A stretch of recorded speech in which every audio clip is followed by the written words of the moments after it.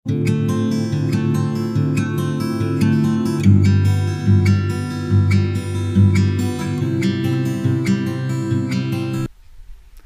वाटमारी लूटमारी चालूच आहे. आपण सगळ्यांनी पाहिलं, आपली इच्छा काय, आपले भाव कुठपर्यंत पोहोचतात.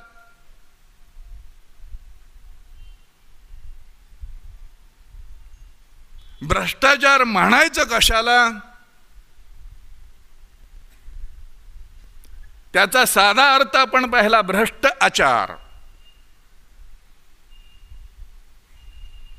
पण जर एखादा आपल्याला तिसराच अर्थ समजावून सांगत असेल तर आपण आज झाकून बघावं, आपण त्यामध्ये भाग घेण्या अगोदर आपली नैतिकता कुठपर्यंत व्यवस्थित आहे ते प्रत्येकाने तपासून पाहावं. दुसऱ्याला नावं ठेवणं सहज शक्य आहे, त्याला काहीही ज्ञान लागत नाही. आता साधी गोष्ट आहे की एखाद्या गोष्टीचं आपल्याला ज्ञान नाही, त्याला काय म्हणतं हेही आपण पाहिलं, अज्ञान आहे आपलं त्या गोष्टीतलं. एखाद्या गोष्टीविषयी ज्ञान नाही, अज्ञान आहे. मान्य करावं आपण ते, पण आपण ते मान्य करत नाही, आपलं विपरीत ज्ञान उड्डाण मारतं आणि जीवनामध्ये नको ते प्रसंग ओढवतात. आपल्याला अवस्था प्राप्त होत नाही मायबापांनो, त्याचं कारण एकमेव आहे की आपण प्रत्येक गोष्टीमध्ये विपरीत ज्ञानाचा उपयोग करतो.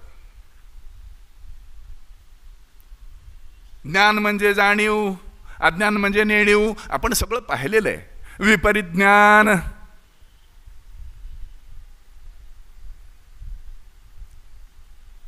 साधं गणित आहे. भाव आपले बदलत जातात, बदलत जातात, बदलत जातात. माता झाल्यानंतर भाव बदलत नाही, हे मी काल आपल्याला सांगितलं.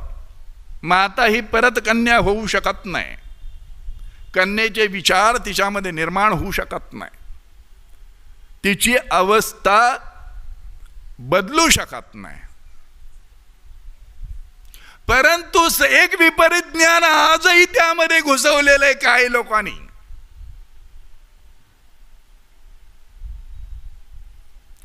अतिशय विचित्र गोष्ट आहे. आणि त्यापासून त्या विपरीत ज्ञानाला घटस्फोट म्हणतात. किती जण त्याच्या पाठीमागे लागलेले आहेत. कारण काय, कधी विचार केलाय आपण? अर्थेच कामेच धर्मेच नातिचरामी नातिचरामी नातिचरामी. विवाह म्हणजे काय, लग्न संस्था म्हणजे काय, आपण सप्तपदी घेतली म्हणजे काय केलं, कधी विचार केलाय का आपण?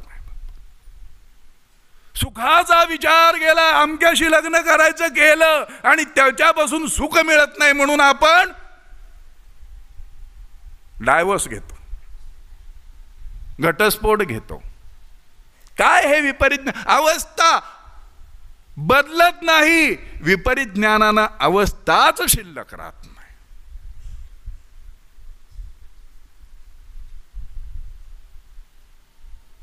घटस्फोट घेऊन काय सौख्य मिळणार आहे माणसाला?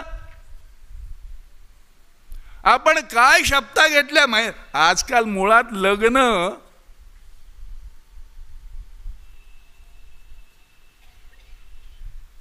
पाणी ग्रहणाची वेळ, त्याचा अर्थ, विवाह संस्था कशी निर्माण झाली याच्यापर्यंत आपण गेलेलो आहे. कोणी निर्माण केली याच्यापर्यंत गेलेलो आहे. मी नेहमी सांगतो आपल्याला की मुळाचा विचार करा आणि ते हृदयस्थित करा. आपण ज्या ज्या गोष्टी केल्या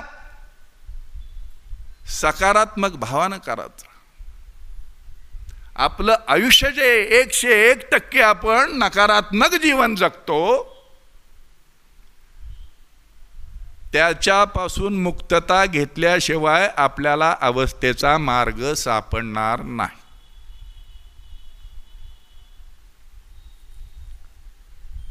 विवाह सौख्य निर्माण झालं पाहिजे. विवाह सौख्य निर्माण झाल्यानंतर आपण दुःखी का होतो? काही समजत नाही. आपण या गोष्टींचा का विचार करत नाही? मुलगा झाल्यानंतर जो सुखाचा डोंब उसळतो, मुलगी झाल्यानंतर तो का होत नाही? कधी आपण विचार करत नाही. त्याच्या मुळाकडे आपण जात नाही. प्रत्येक गोष्टीच्या मायबाप्पानो, तुझा आहे तुझं पाशी परिजागा चुकलाशी. या सगळ्यातून मी सांगितलं ना, कालही सांगितलं, मी कधी कोणाला प्रपंच सोडा म्हणत नाही, बायको सोडा म्हणत नाही, नवरा सोडा म्हणत नाही, मुलं बाळ सोडा म्हणत नाही, आईबाप सोडा म्हणत नाही. प्रपंच बिलकुल सोडू नका, पण जेवढं जेवढं वाईट आहे तेवढं मात्र पहिल्यांदा सोडा म्हणून मी नेहमी सांगतो. पण आपण वाईट तेवढं पहिल्यांदा पकडतो.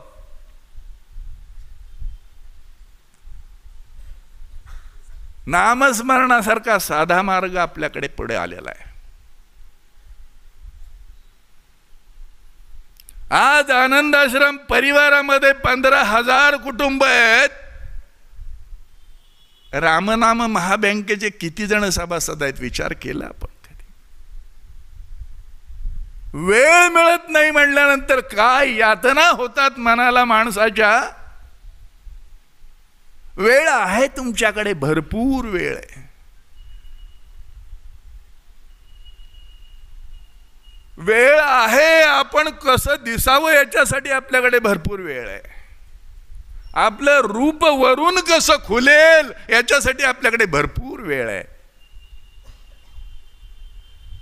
7 दिवसात गोरं होण्याचे आपण फार प्रयत्न करतो,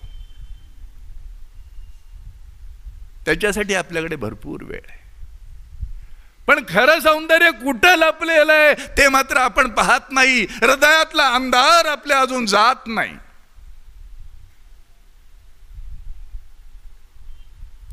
विचार करा. प्रकाश ज्योत आपल्या हृदयामध्ये पेटली पाहिजे, प्रकाश झाला पाहिजे. मनाचं सौंदर्य हवं, चित्ताचं सौंदर्य हवं, सत चित आनंद.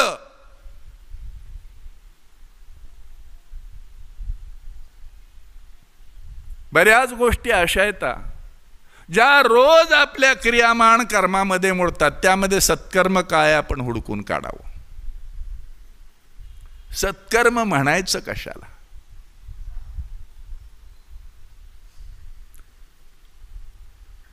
आपण उपाशी पोटी राहून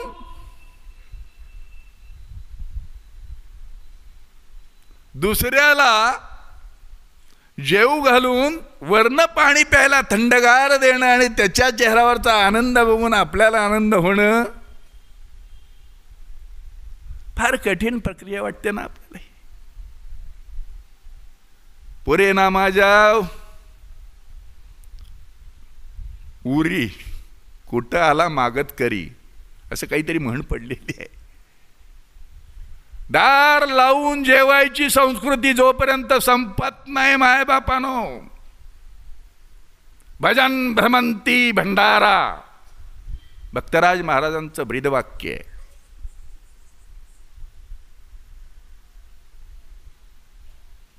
आपण घर लावून जेवतो, पोराला सांगतो, पोरीला सांगतो दार लाव, जेवायला बसायचंय.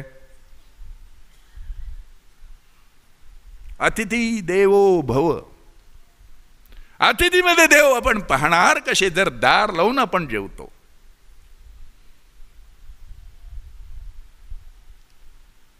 अतिथी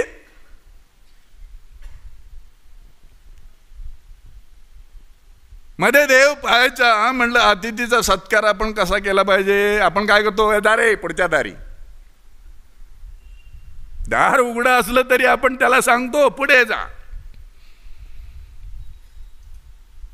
नैवेद्य कालही आपण पाहिला. रोज जर एक सद्गुरू गुलाबजामुन खायला लागले तर आपण नैवेद्य दाखवू का. प्रत्यक्ष सद्गुरू जर खायला लागले, आपल्याला पंचभोग 56 भोग काय वाटेल ती पंचपक्वान्न करतो आपण, नैवेद्य दाखवतो. खरंच जर खायला लागले, आपण हिशोब लगे करू या पंचपक्वानाच्या नैवेद्याला किती रुपये जातात, महिन्याचे किती झाले, वर्षाचे किती झाले, आणि आयुष्यभर आपण जिवंत आहे तोपर्यंत किती होतील. परवडत नाही नैवेद्य दाखवणं. काय भाव आहे आपला. अतिथीला काय, अतिथी खरोखर जो अतिथी येतो तो परमेश्वर आहे, तो सद्गुरू आहे, तो परमात्मा आहे, तो परमेश्वर आहे. आपण त्याची दूषण गाव, हा दारुड आहे काका, तुम्हाला काय माहित, तो नेहमीच येतो भाकरी मागायला. अरे येऊ द्या ना, बिघडलं कुठे, तुमचं काय नुकसान आहे त्यामध्ये.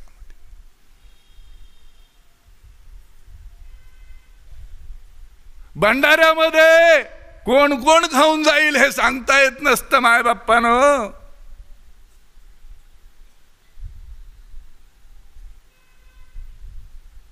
आपण विचार करत नाही ह्या गोष्टीचा.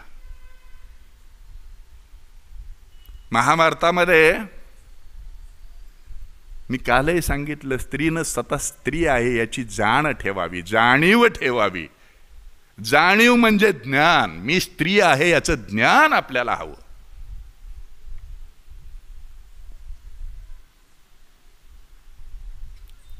जर आयालाच मेकअप करायला वेळ पुरत नाही तर पोरींना काय सांगणार. मी स्त्री आहे याची जाण असावी. मी मनानं सुंदर असावी, मी हृदयानं सुंदर असावी. माझ्या मनामध्ये, माझ्या हृदयामध्ये अखंड निवास असावा परमात्म्याचा, परमेश्वराचा, नामस्मरणाचा.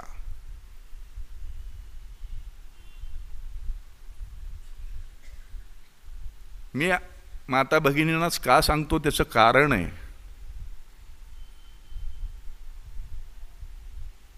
माता भगिनीच्या हाती पाळण्याची दोरी पुरुषाच्या हाती नसते बरं. ती तिन्ही जगाचा उद्धार करी अशी ती माता माऊली असते. तिच्याकडे जे जे आहे तो पूर्ण आदिमाया आदिशक्ती कोण होती. तो वितंडवाद नकोय. ब्रह्म अधिक माया, माया अधिक ब्रह्म. हा देव का तो देव, तो देव का हा देव. 33 कोटी देव निर्माण केले आपण. अतिथी देवो भव. महाभारतामध्ये कर्ण हे कॅरेक्टर सगळ्याला माहित आहे. परंतु हा उदार कर्ण एक गोष्ट मात्र नियमितपणे पाळत होता. त्याच्याकडे जो कोणी दान मागाल त्याला तो दान देत होता, मागल ते देत होता. हे सगळं सत्य होतं. पण अजून एक गोष्ट होती. स्वतः भोजन करण्या अगोदर जो कोणी येईल त्याची पाद्य पूजा करून त्याला भोजन घातल्यानंतरच हा कर्ण भोजन करत होता. हे वास्तव आहे, हे सत्य आहे.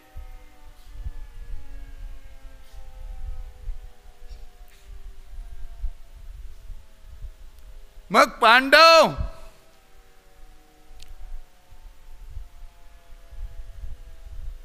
त्यांची 5 पांडवांची पांचाली बायको द्रौपदी आणि पांडव हे वनामध्ये गेले असता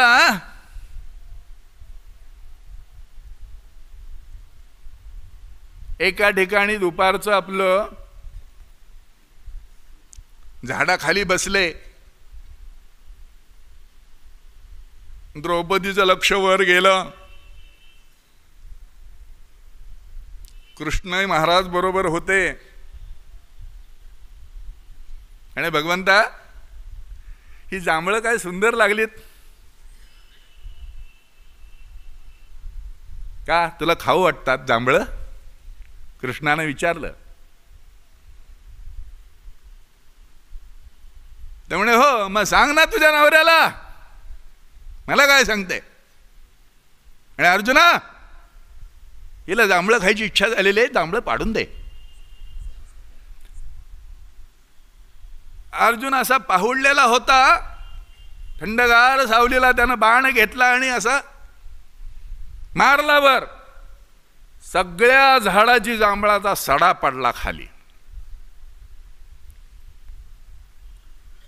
त्याबरोबर त्या शेतीचा मालक पळत पळत आला. म्हणे, अरे काय वेड लागलं का काय तुम्हाला, हे सगळं जांभळाचं वाटोळं गेलं.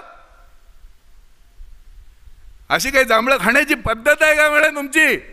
दुसऱ्याचं नुकसान करता, अक्कल नाही, अमुक नाही, तमुक नाही. तो लागला बोलू लागला. त्यावेळेला, अरे कुणाला बोलतोयस तू? म्हणे, देव आहेत ते, कृष्णदेव आहेत. लाज वाटत नाही हा देव आहे म्हणून सांगता तुम्ही? तो दुसऱ्याचा देव कधी दुसऱ्याचं वाटोळं करतो का? देव कधीही कोणाचंही वाटोळं करत नाही, तो देव.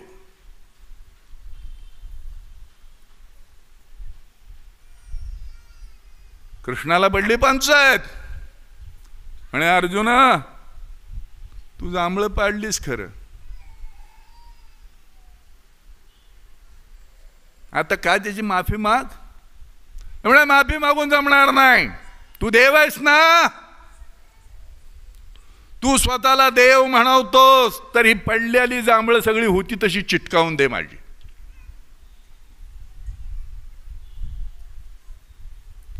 कृष्णदेव कृष्ण कारस्थान करण्यात अतिशय वाकबगार होते. ते म्हणले, द्रौपदी बघ, तुझी इच्छा काय झाली जांभळं खायची, त्याच्यामुळं आम्ही सगळे कोड्यात पडलो. लक्षात घे, जांभळं खायची इच्छा तुझी झाली, त्यामुळे हा दोष आमच्यावर आला. तू जर खरी पतिव्रता स्त्री आहेस, तुझं पातिव्रत्याचं तेज एवढं आहे, तर यांची जांभळं चिटकावून दे होती तशी. निरीक्ष हो. ती म्हणली, देवा माझ्यावर आणलं आता, मी काय करणार? मी तुमचा धावा करणार. हे प्रभो, हे विश्वनाथा, हे जगतपालका, या संकटातून वाचव. आणि मी जर खरी पतिव्रता स्त्री असेन, तर ही जांभळं जी पडलेली आहेत सगळी, ती उठून आपल्या आपल्या जागेला गेली पाहिजेत, झाडाला चिडकली पाहिजेत. आणि तिनं विनंती केली प्रभूला. ती जांभळं पटापटा पटापटा उठली. हो, उठली, त्या झाडापर्यंत गेली आणि 2 इंचावर तशीच लटकत राहिली. त्या देठाला काही चिटकायला तयार नाहीत. गंमत आहे.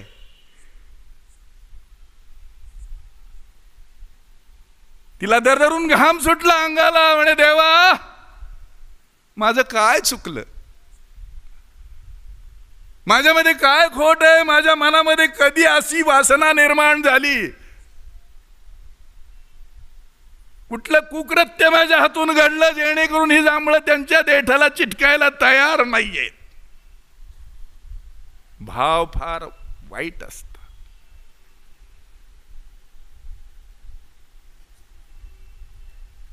श्रीकृष्ण म्हटला, मी सांगू तुला, तुझे तू आठवून पहा. म्हणजे तेव्हा मला तरी काय आठवत नाही.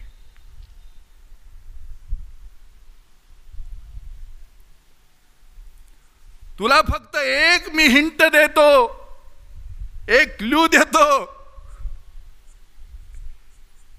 एक नाव असं सांगतो की जेणेकरून तुला संपूर्ण इतिहास आठवेल.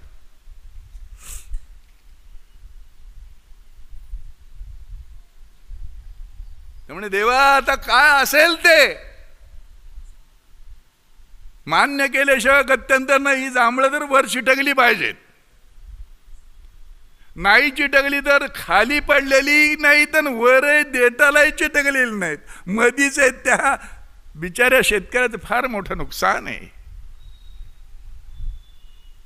त्यामुळे कर्ण दिला क्ल्यू. मग काय सांगितलं, कर्ण हा महाभारतामध्ये असा एवढा दानशूर होता, पण अतिथी देवो भव. रोज तो कोणाला तरी जेवायला घातल्याशिवाय, त्याच्याकडे येणाराला त्याची पाद्यपूजा करून जेवायला घातल्याशिवाय अन्न ग्रहण करत नव्हता. हे आधी का सांगितलं तर या कथानकाशी ते कथानक जोडलेलं आहे. एक दिवस असं झालं, त्या कर्णाकडे कोणीच आलं नाही. भोजनाची वेळ झाली, कर्ण बाहेर पडला. तेजवंज सुदृढ शरीरानं कवच कुंडल धारण केलेले अतिशय रूपवान असा कर्ण होता. तो बाहेर पडला की कोणाला तरी हुडकून जो कोणी दिसेल त्याला आत आणायचं, त्याची पाद्यपूजा करायची, त्याला जेवायला घालायचं, हा त्याच्या डोक्यातला विचार. तो बाहेर पडला आणि खिडकीमध्ये राजमहालाच्या द्रौपदी उभी होती.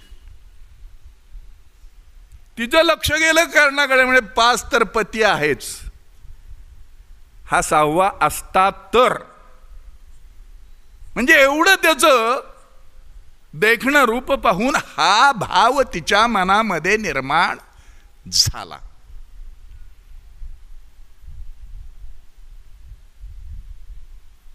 हे सगळं आठवलं तिला. म्हणजे देवा मी मान्य करते, त्याचं एवढं मोठं प्रायश्चित्त मला. भाव किती वाईट असतात पहा. सांगण्याचा उद्देश एक आहे, पुढचं सगळं आपोआप घडत असतं. म्हणून आपण काय करतो, आपलं कर्म काय, आपल्या मनात मधला भाव काय, आपण दुसऱ्याला नाव सहजगत्या ठेवतो. आपण पाहिलं पाहिजे आपल्या मनामध्ये डोकावून. प्रत्येकाचा एक आतला आवाज असतो, माय बाप्पानो, कायदे करून भ्रष्टाचार मिटणार नाही. कायदे नाही आहेत का अस्तित्वात सध्या? फाशीचा कायदा नाही आहे का? आहे. अँटी करप्शनचा कायदा नाही आहे का? आहे. कशानं काय साध्य होणार आहे महाबापानो? मुळी साध्य होणार नाही.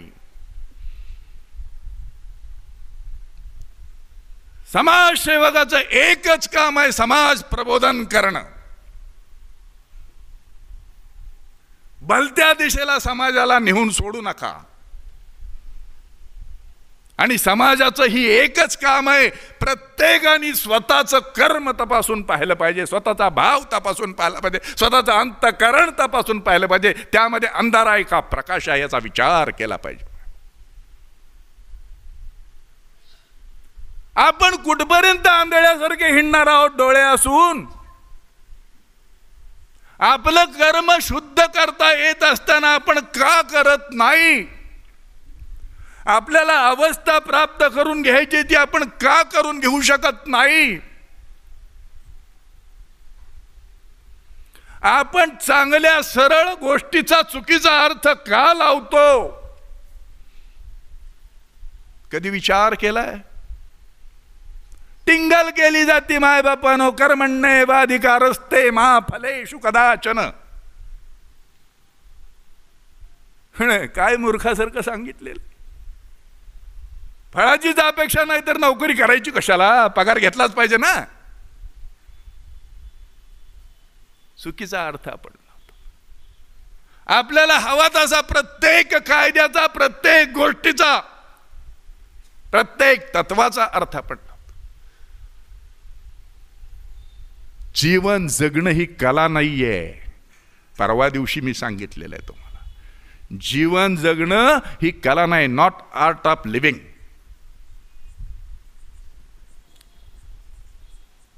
तर जीवन काय आहे? जीवन हे तत्वज्ञान आहे, फिलॉसॉफी आहे. ते जीवन कसं जगायचं हे ठरलेलं आहे. ह्याच्यासाठी आपली 4 वेद, 6 शास्त्र, 18 पुराण ह्याची टिंगल करतो आपण. यामध्ये जे जे सांगितलेलं आहे जीवन जगण्याची